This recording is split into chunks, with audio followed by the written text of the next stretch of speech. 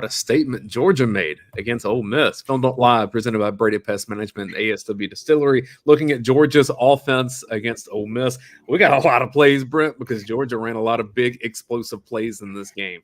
Yep, 60 plays, over 600 yards, 10 yards of play. So a lot of good things to look at. And was there any bad?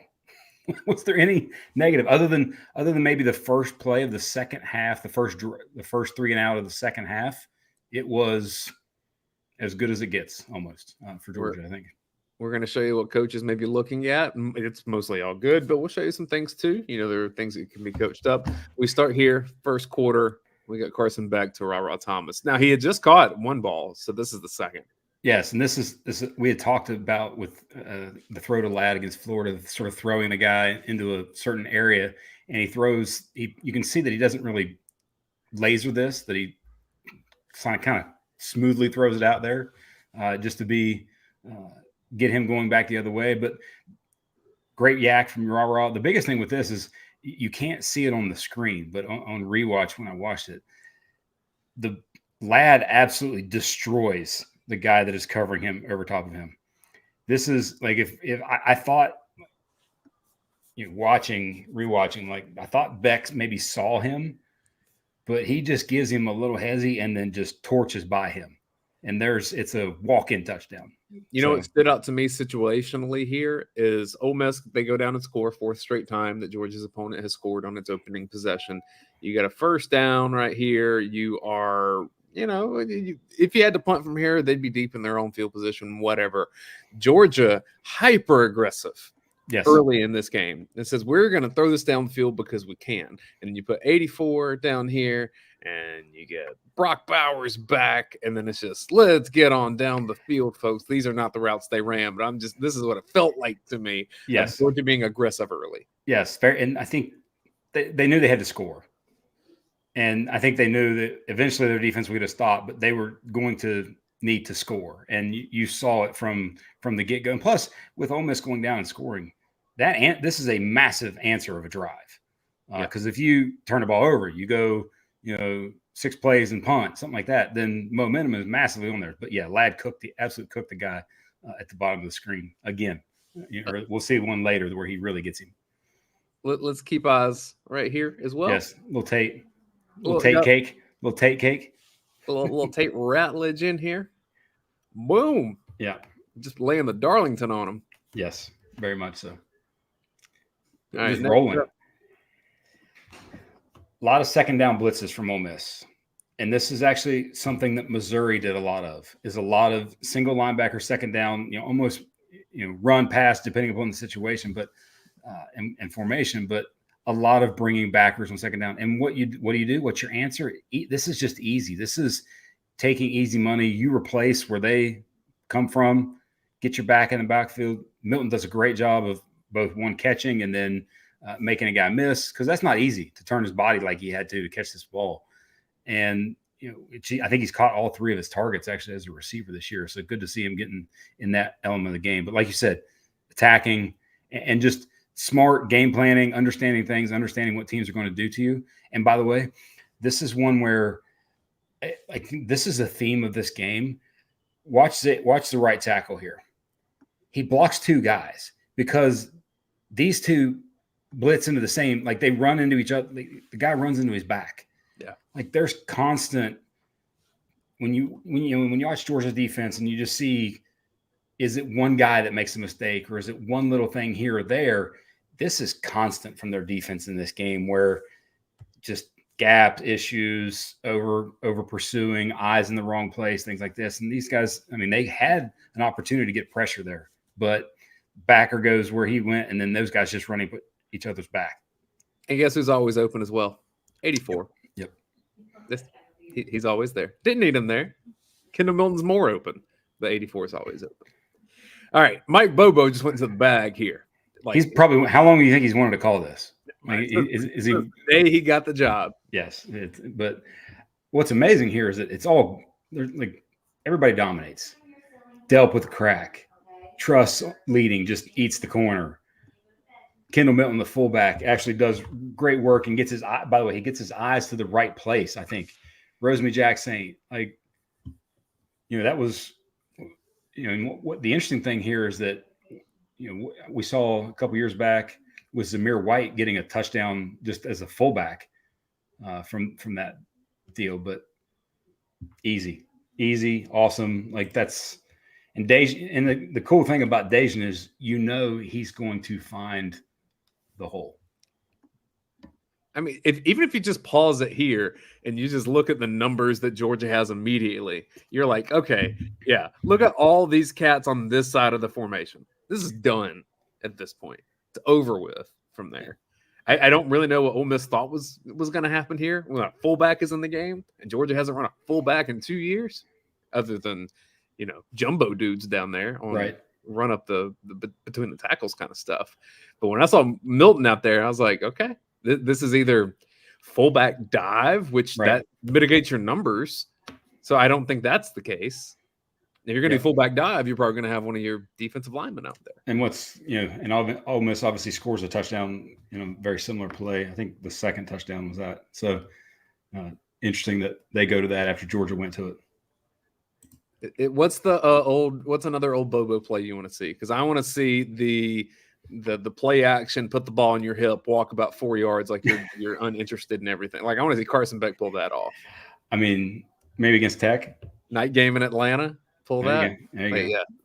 Yeah. They need to go dust off. He's probably got a couple of those reserved in a corner on the play sheet. Go check whatever Razor cell phone that Bobo had back in the early days and see if there are old text messages on there that cost a lot of money. Very true. Classic, a little Dayne run here on 2nd and 1. And this is just a couple of things. One, welcome back, Amarius Mims. Like Brock Bowers, yes, but his return, what it does for the offense, even more so, I think, takes it to a whole other level. Like watch him just stand up and he's just got this guy locked and he's standing almost straight up and just there. But great job from Van Pran peeling off. And a couple of things with Ole Miss and their defense, which was very perplexing, especially like watching the game and also rewatching the game, is they consistently, like, you see a lot of defenses now really attack when in this type of look because they know Beck's not really going to keep the ball and not a threat to keep the ball. There's play after play where he's handing the ball off and there's linebackers that are following him. There's edge defenders that are staying home because of it. And like you've seen teams consistently not do this recently and just crash down the line. And then the linebackers, their linebacker play was really bad. He makes a sort of bad decision. Great job of carrying out the fake, right? It is unique to see Beck just like still in the frame at this stage. I'm not used to that. But their linebackers, I thought a lot of just bad decisions in the run game. Because like right here, boom, just instead of playing it straight ahead, he makes the block easy, makes the cut easy. Tough night for them defensively. And Dayne has good balance and pretty good speed. And then we get big play. All right. The second we saw this, now you're going to see this kind of be herky-jerky because this is the Kirk Herbstreit got the clicker replay. Right. But these two guys beside each other is Georgia's cheat code for the rest of the season. Yep. I think you remember how last year it was how do you get Darnell and Brock together and work off of that? I think this is a similar principle just with different skill sets. Yes. And we're going to see it consistently throughout. But the best part of this play outside of the Bowers effect and what it does, taking guys and keeps the safety there, but it's Beck's eyes. Like he does a great job of keeping his eyes on Bowers long enough. And then, by the way, this throw is a 35-yard-ish on a rope throw. Like this may be his best throw of the season. Like it's that one of 100% one of, because, and this is the one where the pros are like, oh, okay, you're going to put 35 yards, on a rope like this. Let's go.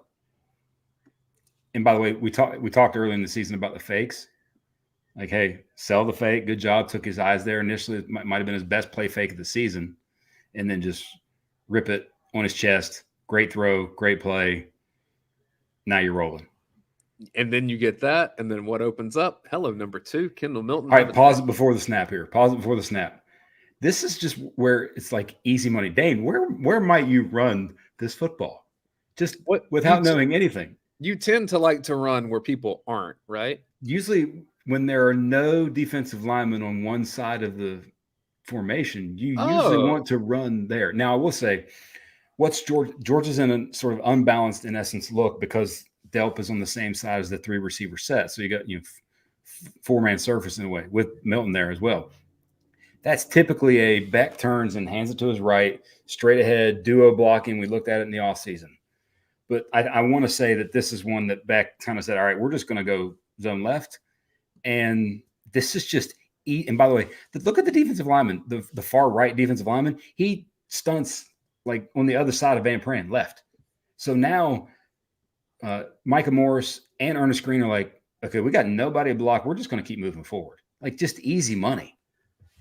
I mean, all you have to do is just – this is a math equation, right, of – okay, it's going to be easier to go this way than that way. The running game is very much that, but like this is just, and then that's the only guy that makes the play. If he doesn't make the play, that's a touchdown.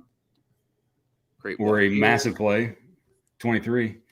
Got a great block here. Got another one out here. It's well done. Easy money. But if you're going to give that to him, take it and then take the first down and then go be attack more so.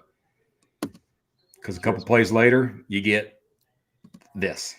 Maybe I put this on Twitter earlier today. This is the exact same play. Now the action was a little different, but it's the exact same play the Lads scored against Tennessee, top 10 matchup at home. They initially spread this out and then sort of came condensed, so they got to it a little bit differently. And yes, the under threw the ball. And yes, it should have been a touchdown. But you've heard me say this, and I say it consistently, even coaching. When that guy's that wide open, throw the completion. And he almost didn't, but I think he was trying to. Well, one of the things that I think this is the growth of Carson Beck and just his confidence this year. Earlier in the season, I feel like this is a check down here, get your first down, move on. And it would have been totally fine. It'd have been Georgia's moving on and try to go take the lead. But when you got Ladd down there, just different story. Now, Ladd wasn't there at the beginning of the year either. Yeah, and you want the home runs at this point. And I think you can take care of business. Like you probably feel very confident at this point that you're going to be able to do whatever you want in this game.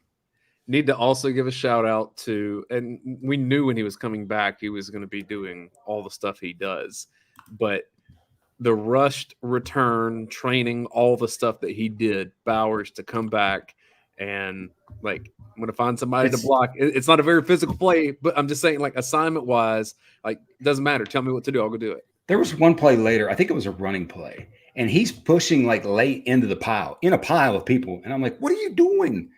Speed, man. But that's exactly, he has one mindset and it's quite evident from that. Let's get back to number 2. I always like these tight formations, especially when you get Roseme in here for a little blocking action. But now, you talk about blocking, you got these 2 cats over here. Not the focus of the play. I'm just saying I like the formation. And remember last week when Beck got sacked and we talked about, hey, he held on to Ladd too long, should have checked it up the rah-rah. Remember that play? Yeah. Against Missouri? Same exact play, except now it's Bowers and Ladd on the field. And his footwork, remember his footwork was a little off in the pocket last week, sets up, Delp comes across, he sets up in a more advantageous spot and puts it right on Bowers as soon as he hits the break. Like that's learning from week to week and seeing that, oh, okay, this was probably the better route, especially against the coverage because it was the exact same coverage last week almost. And, there you go. Bowers, what was Ladd and Rara last week, Bowers and Ladd this week. And I love those routes because teams fear your deep, the ability your speed to get deep. Yeah. Hit the brakes. It's just, and when you throw it with timing like this, and by the way, he's obviously not getting touched. He didn't get touched the entire game. Like it's just pitch and catch, and you can be really, really good at what you do. I mentioned the tight set because we've seen Georgia run into this some too, but what do you think of this play fake? Because I know you want play fakes on almost everything. What do you think of this when there's not a ton there and Beck has to quickly reroute, but like the back's back there for a reason, right? So, well, it's like, I mean, it's almost like I said, it's the exact same look we showed a week ago where it's here back, but he instantly looks to Bowers here. great work by Oscar Delp.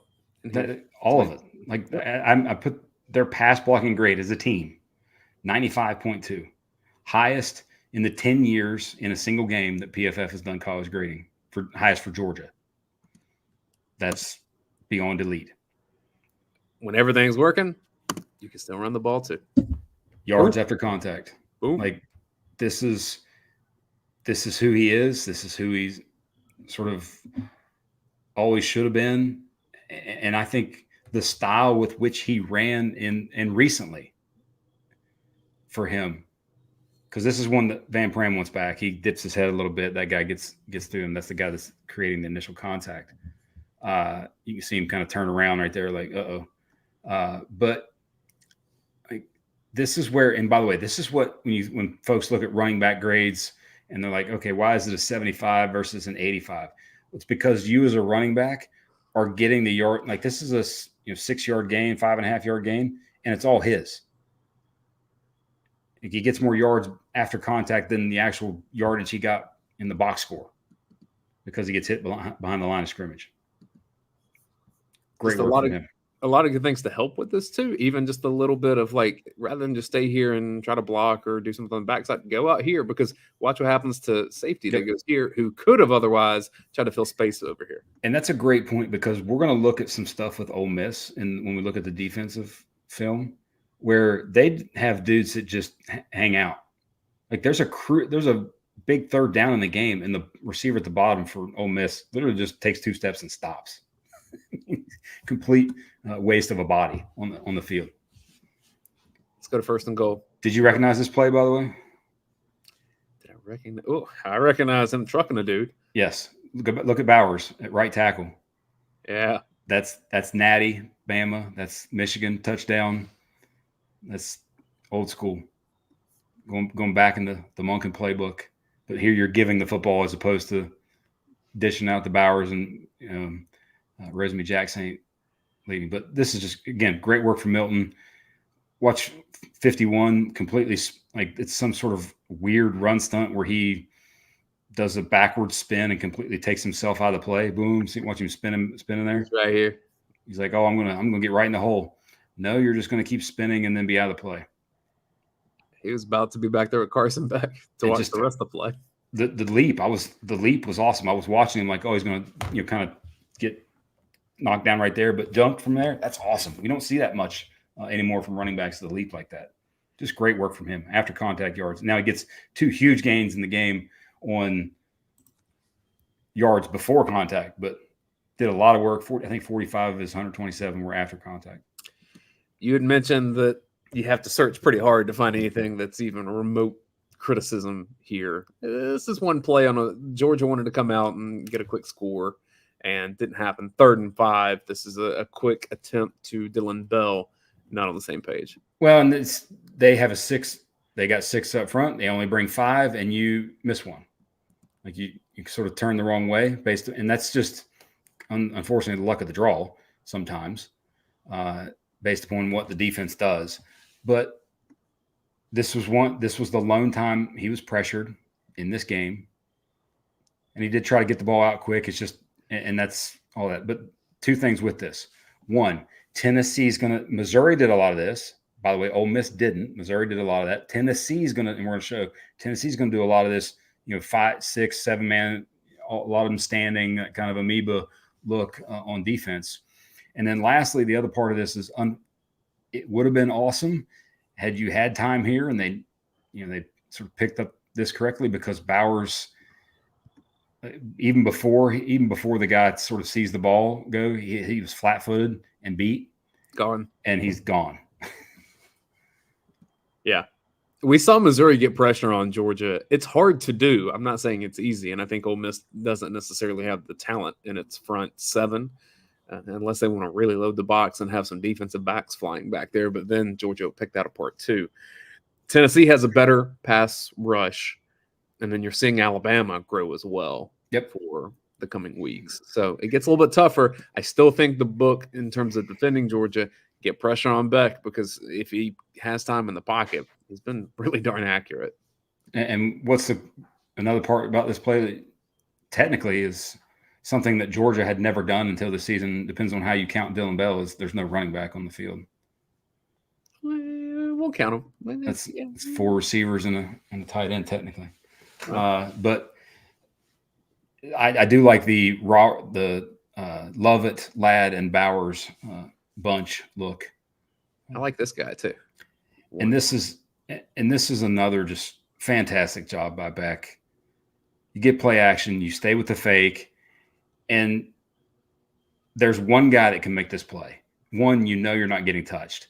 So look at him looking left. That he's looking at the corner that shows up on the screen right there, makes the tackle. But because if he doesn't look at the corner and stares at the receiver, the ball's getting picked off. And he does a phenomenal job working his eyes, and then boom, quick release, throw it at him, put it on him, don't lead him.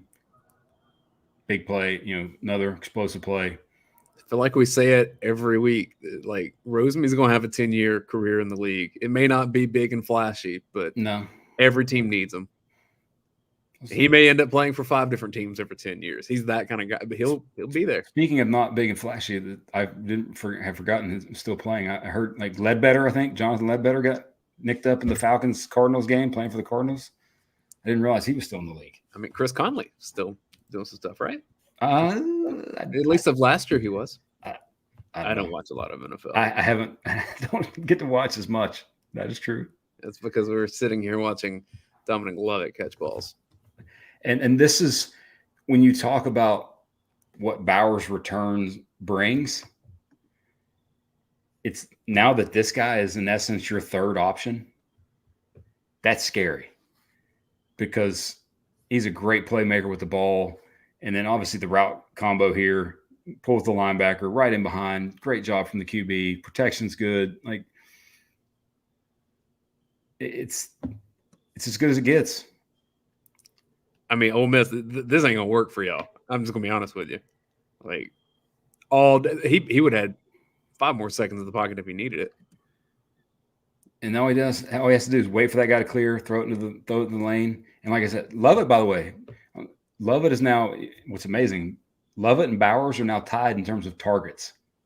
The top, wow. Both have had 55 targets.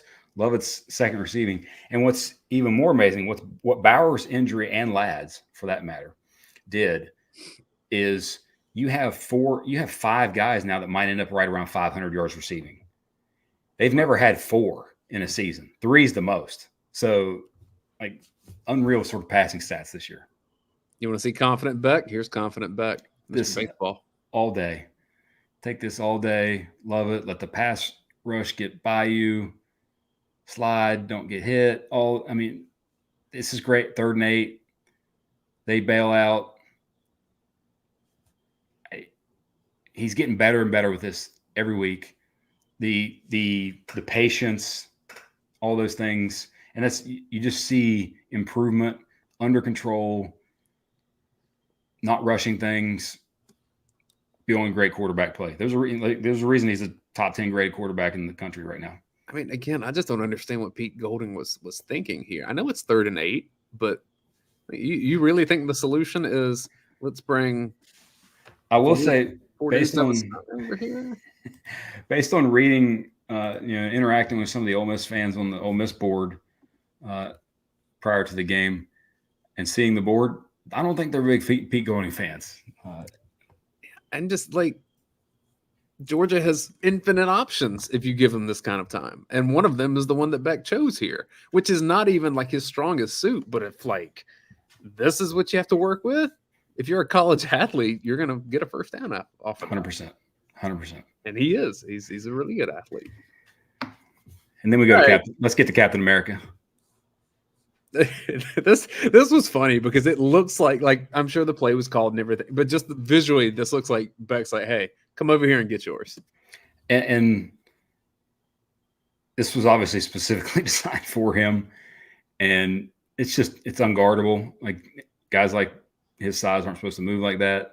The pass pro is beyond perfect, and it's a lose-lose situation, and he's too quick and explosive. And what's like, all right, let's stop on his break here. What's the defender to do? Because he's like, I can't let him get on the inside of me, right? He's also got his hands on his knees, like he's taking a breather or something. It's story time with Brock Bowers, but like, yeah, whoa, okay, one person's moving. That's all I can say. At a much faster speed. Yeah, he doesn't budge. When you zoom in, this is jarring. And then like, it looks like there's something wrong with the video. Everybody else is moving except for him. This is done right here. Yeah. Roddy had said all week that he thought he was going to play. And I thought he would at least, be in uniform, go through warm-ups, maybe go through a series or two. But to do what he did, 45 plays, catch a touchdown, and literally look normal, unreal, unbelievable. I mean, he's not from this planet. They should he's have one of one. Pass and catch it himself. I mean, he's one of one. Just phenomenal. We're brought to you by Breda Pest Management and ASW Distillery. ASW distilled by dogs. Make sure you get your Fiddler bourbon and really your Hunker vodka. You got a night game in Atlanta for Georgia and Georgia Tech upcoming. So if you're in the Atlanta area, maybe go by their tasting rooms and get you a bottle for your tailgate if that's what you like to imbibe. If that's not your jam, totally cool. Just know that ASW is distilled by dogs. 5 of the 6 founders graduated from UGA. Every bottle of the Hunker vodka that's purchased, that goes to help Georgia's Classic City Collective. So the NIL arm of UGA. So if you're buying Tito's, that is likely benefiting Texas because they gave $20 million to Texas last year. And Breda Pest Management, BredaPest.com, they support UGA, and they're the official pest control of the Georgia Bulldogs. They protect Sanford Stadium. They can protect your home too. BredaPest.com. Overall offense thoughts, Brent? This is what I thought it would look like all year. Going into the season, this offense, healthy, especially if the QB played the mental game well and was accurate with the football, this is what I thought it would look like. Because of the fact that you're not going the protection part, the offensive line, both passing and pass block, run block, that combination, and then the playmakers finally getting to see them all on the same field. That's what it should look like. Now, going on the road next week, different story. Playing a team like Bam in the SEC Championship, the game that is elite at pass rush and coverage. Different story, but still. Georgia Tech's an improved team from what it's been in recent years. Not necessarily defensively, but yes. Team as a whole. Yes, team as a whole, 100%. But yeah, this is what I thought the offense would look like all year.